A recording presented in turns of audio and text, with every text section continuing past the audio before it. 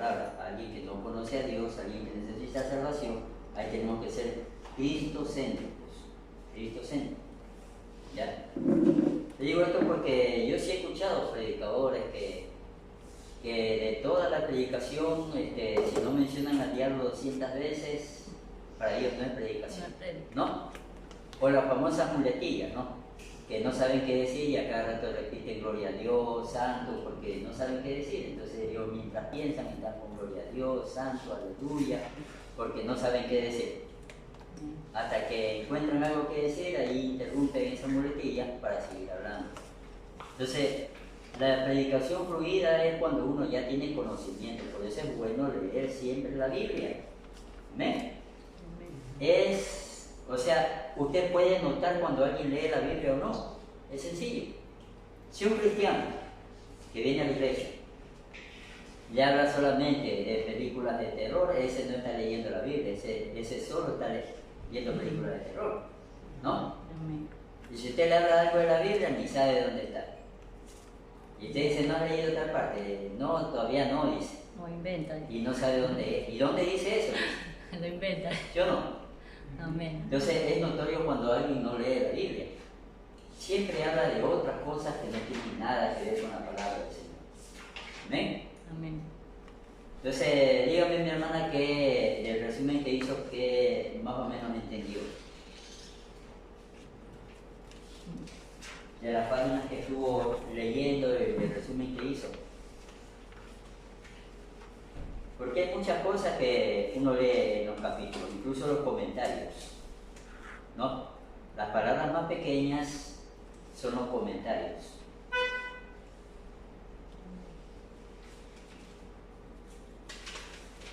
Por ejemplo, ahí dice que creen que los escritores utilizaban un tipo de enseñanza que se usaba en el templo del Antiguo Testamento, ¿no? En el segundo templo. ¿Ya? Es más o menos una comparación que veamos.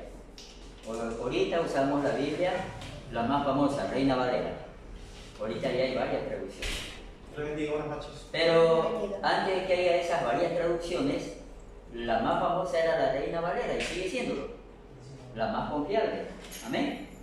Hay cierta gente que ataca a la Reina Valera por ciertos errores de traducción, pero eso no le quita el valor que tiene la Biblia Reina Valera, porque eran hombres que se atrevieron a rebelarse contra la religión que en ese momento estaba dominando y decidieron escribir la Biblia en español para que las personas de habla hispana puedan leer la palabra de Dios. ¿Amén? Entonces, la Reina Valera ahorita es moda, pero si yo le pondría a usted una Biblia Septuaginta, pero no la que ahora sale, sino Septuaginta de tiempo pasado, hay muchas palabras que usted ni siquiera sabe qué significan, porque es un español muy antiguo. Entonces eso ya no se usa. Más o menos esta es la comparación que le hago con lo que hablan del Antiguo Testamento, del tiempo del Segundo Templo. Hasta este tiempo es un idioma muy antiguo, que ya está en desuso. Entonces tiene muchos cambios. ¿Sí vamos entendiendo, mis hermanos? Amén. Vamos a la página 24 del libro de Cristología.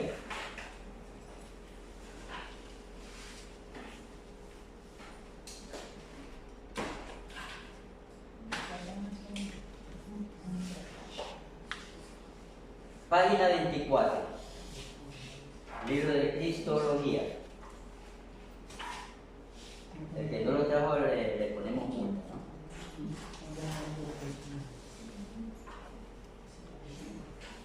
¿Ya tiene el libro? ¿Ya tiene ahí? Dice, los escritores del Nuevo Testamento estaban tan consumidos por Cristo que su forma de entender las acciones pasadas de Dios se sujetó a la autoridad del actuar de Dios en el presente. El clímax de su pacto con Israel, la persona y la obra de Cristo, y así sus mentes fueron iluminadas para ver lo que estaba en gran parte oculto a los autores humanos del Antiguo Testamento, pero que siempre fue el objeto y la intención del autor divino. Una de las presuposiciones que subyace en el cristotelismo de Enns es que los autores neotestamentarios adoptaron la hermenéutica del judaísmo del segundo templo. Eso es lo que yo les estaba explicando ahorita, ¿no? ¿Ven? Un tipo de enseñanza antiguo. ¿Ya? ¿Se acuerdan lo que es la hermenéutica? ¿Se acuerdan qué es la hermenéutica? Es la forma de armar un mensaje.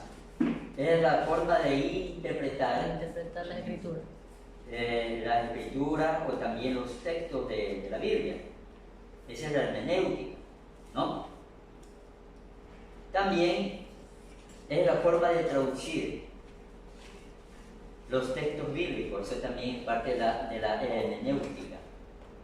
¿Ven? Miren que traducir de un idioma a otro no es cosa sencilla. Cuando tradujeron los rollos del Antiguo Testamento, yo estuve leyendo un comentario donde decía que estos estudiosos, porque hay teólogos bíblicos que solamente son teólogos bíblicos, pero no son metidos en la fe, solamente son, como quien dice, estudiosos bíblicos, nada más. ¿Ya? Te los ve fumando cigarrillo, los ve jugando póker, los ve tomándose un traguito, porque solamente son teólogos, estudiosos, pero no son personas espirituales, metidos en la fe de Dios. ¿Sí me doy a entender? Entonces se cuenta que muchos de estos estudiosos de la Biblia demoraron años en interpretar el Antiguo Testamento en diferentes idiomas, hasta el español, porque hay palabritas que tienen varios significados, ¿ya? Como la palabra toro, ¿no? La palabra toro, también se usa la palabra toro para hablar de un dios, también se usa la palabra toro para hablar de la fuerza.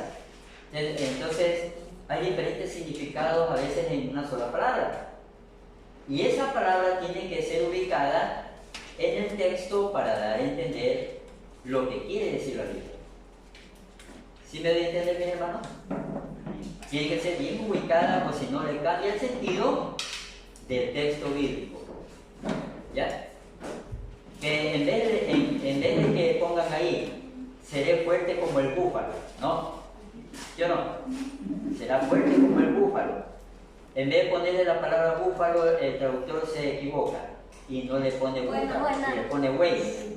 Será fuerte como el buey, ¿no? Y si esa palabra que significa buey, que se usa también como búfalo, viene y le ponen otra traducción, o sea, otro significado más, ¿ya? Y le ponen ahí, será súper poderoso, amén, como un animal. Entonces, según el tipo de interpretación que se le da al texto, también cambia el sentido del texto. ¿Ven? Entonces estos hombres, cuando estaban traduciendo los rollos, imagínense, rollos que eran antiguísimos, dice que tenían que desenvolverlos con mucho cuidado, porque si ese rollo se caía al suelo, con el golpe se hacía polvo. ¿Ya? Entonces, con mucho cuidado los iban desenvolviendo y tenían que poner un vidrio encima para evitar que el viento, a lo que soplaba, lo haga polvo. ¿Ya? Entonces, cuenta este comentario que a veces ellos se olvidaban de eso.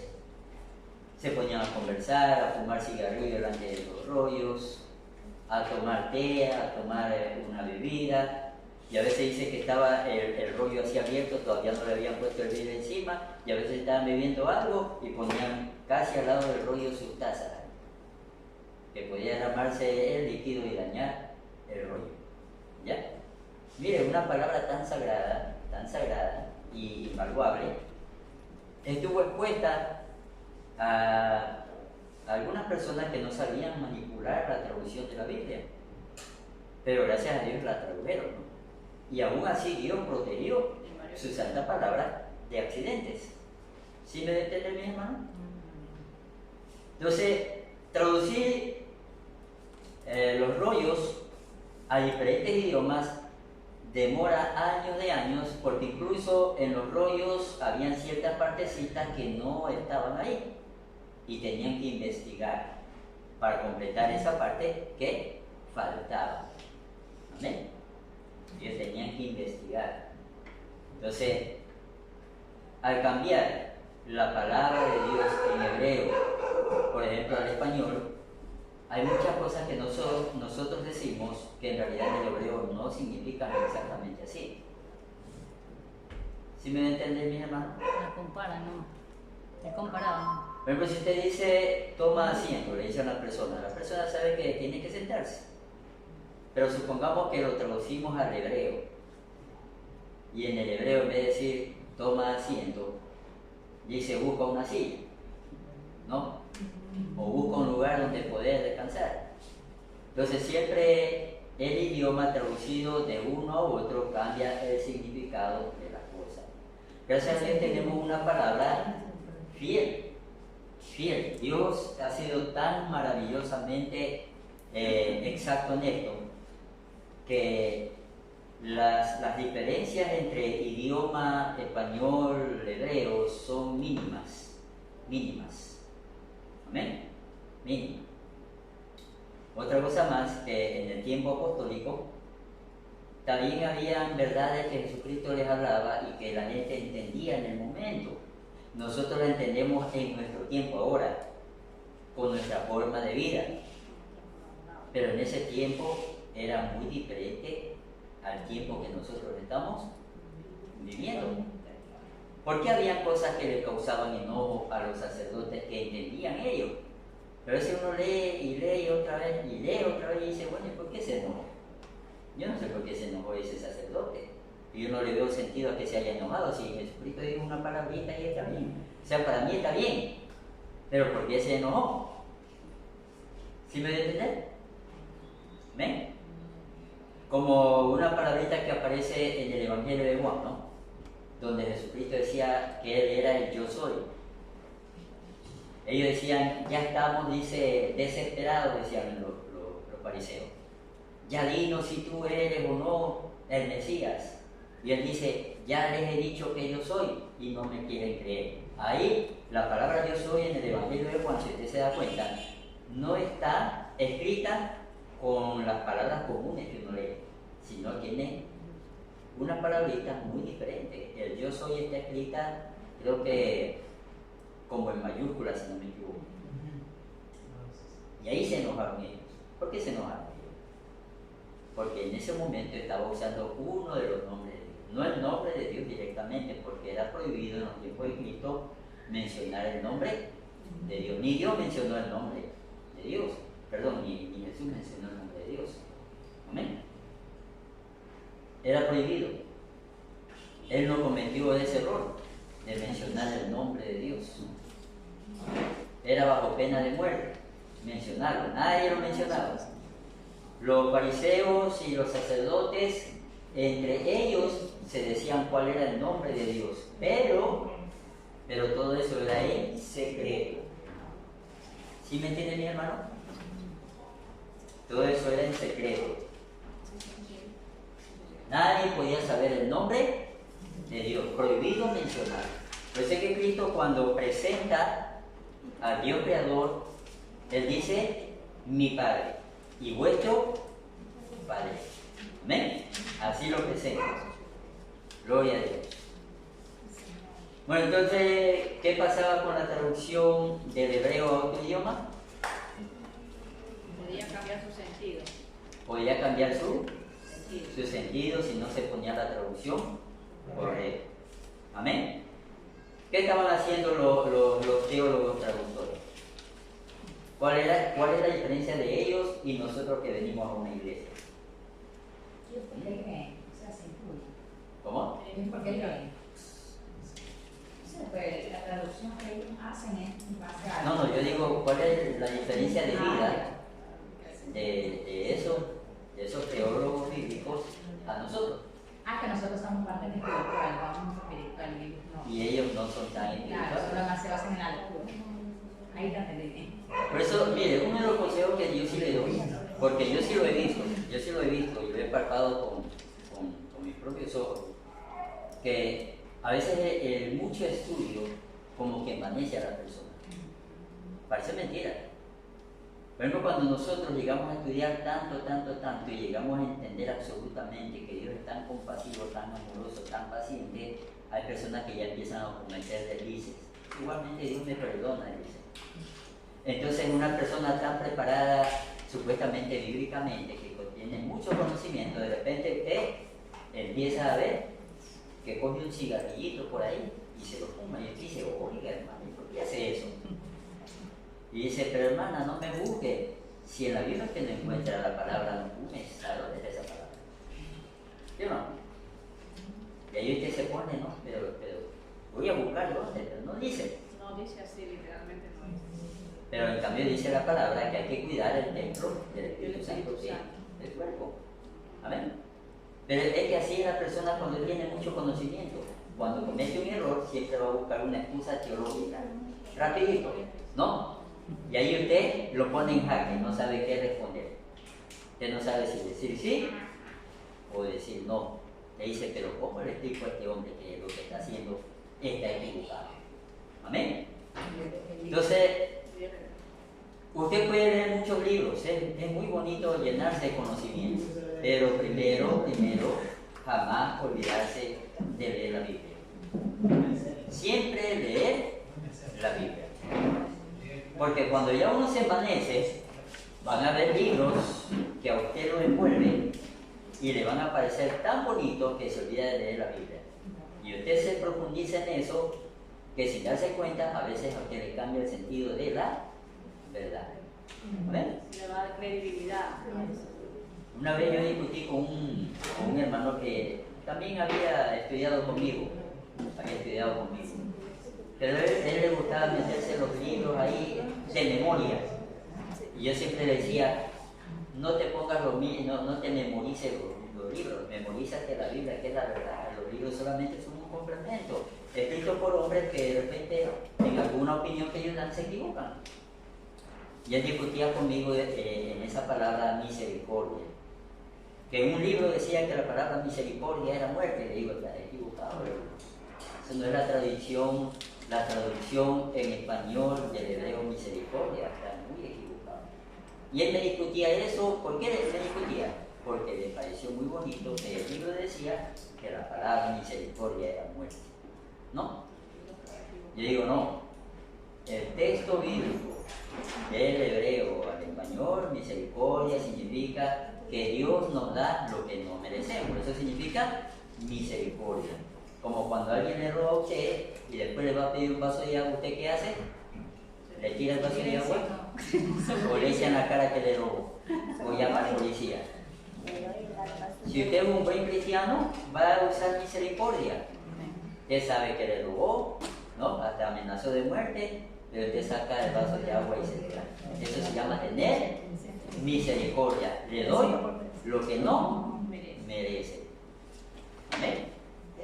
Que muchas veces suele pasar también, pastor, de pronto estas personas que Claro. al aprender no lo hacen con humildad, sino que quieren aprender para creerse más que los demás. Bueno, mire, como seres humanos, todos somos diferentes.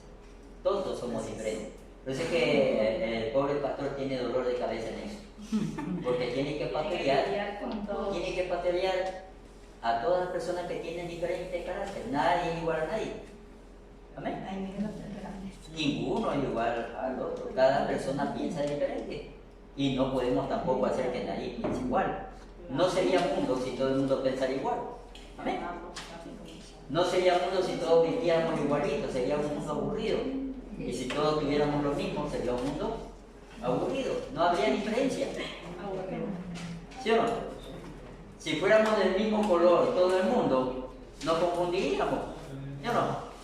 Porque no sabría quién es el profesor y quién es el alumno, porque serían exactamente igualito todo. ¿Sí vamos viendo, mis hermanos? Amén. ¿Y alguna pregunta? ¿Qué página va?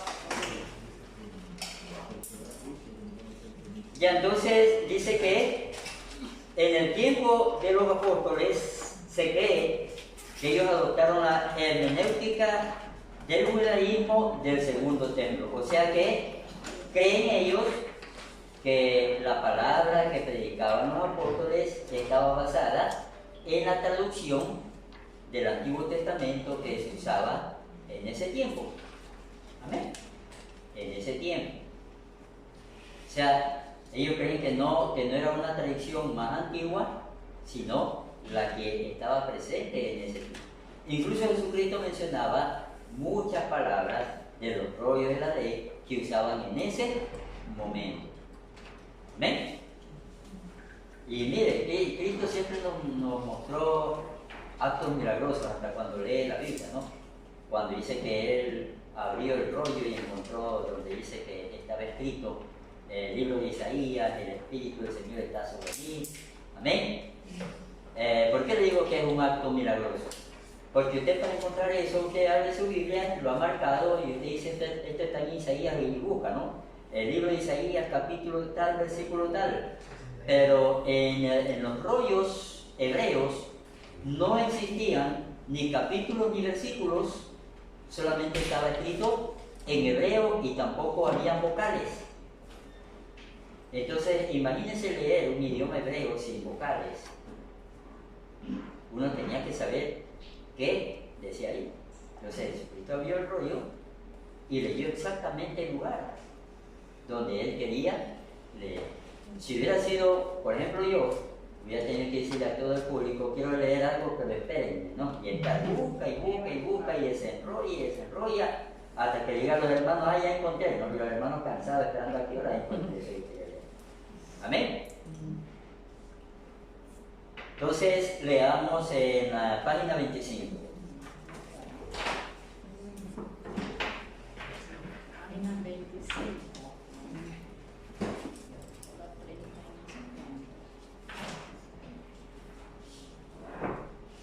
La idea de que el Espíritu Santo en la inscripturación de la palabra de Dios no rechazó nada humano para servir como un órgano de lo divino. La revelación de Dios no es abstractamente sobrenatural, sino que ha penetrado el tejido humano, las personas y la condición de ser, las formas y sus usos, la historia y la vida. O sea, prácticamente el escritor nos dice que lo que hizo el Espíritu Santo no es algo que no podamos entender, sí podemos entenderlo. Amén. Porque no fue una cosa fantasiosa, no fue una cosa imaginativa, sino que fue algo real. El Espíritu Santo participó en que Cristo sea concebido en el vientre de una mujer, amén, que nunca había dado a luz. Sigo leyendo. No vuela por encima de nosotros, sino que ha descendido a nuestra situación. Se ha convertido en la carne y sangre, como nosotros, en todas las cosas, excepto en el pecado. La revelación divina es ahora un componente ineradicable de este cosmos en que vivimos. ¿Amén? ¿Se acuerda usted que la palabra cosmos es su entorno, lo que le rodea? Eso es el cosmos, ¿no? El cosmos es lo que está alrededor de nosotros, ¿no? Lo humano se ha convertido en un instrumento de lo divino, lo natural se ha convertido en una revelación de lo sobrenatural. Lo visible se ha convertido en una señal y un sello de lo invisible. En el proceso de inspiración se han utilizado todos los elementos y leyes que radican en la naturaleza humana. Antiguamente, en el Antiguo Testamento, se hablaba de Jesucristo, pero nadie lo conocía, nadie le dio la mano, ¿amén? Nadie lo abrazó, nadie lo vio. pero se lo conocía a través de las profecías que daban los profetas, ¿no? Se lo conocía a través de la revelación de Dios a sus siervos. Se lo conocía de una forma, como quien dice, abstracta o fantástica. Todavía no estaba algo concreto, cierto. ¿Ven? Hasta cuando ya en el Nuevo Testamento se volvió algo real. Dios hecho persona que se lo podía tocar, Él nos hablaba, podíamos escucharlo, podíamos mirar a sus ojos, ¿amén? Podíamos razonar con Él, podíamos comer con Él, ¿no? Qué privilegio, ¿no? Cuando llegaron los apóstoles, dice, del mar, Él había resucitado y Él ya les tenía preparado un pescado asado, ¿sí o no? ¿Cuántos han comido pescado asado?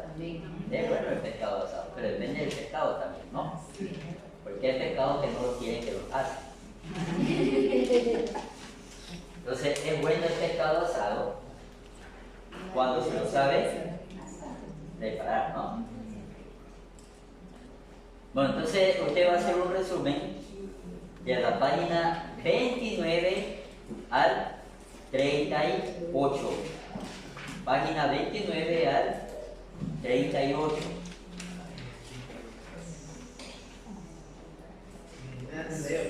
Sí, del 29 al 38. O vamos a hacer algo. Déjenme ver un momento.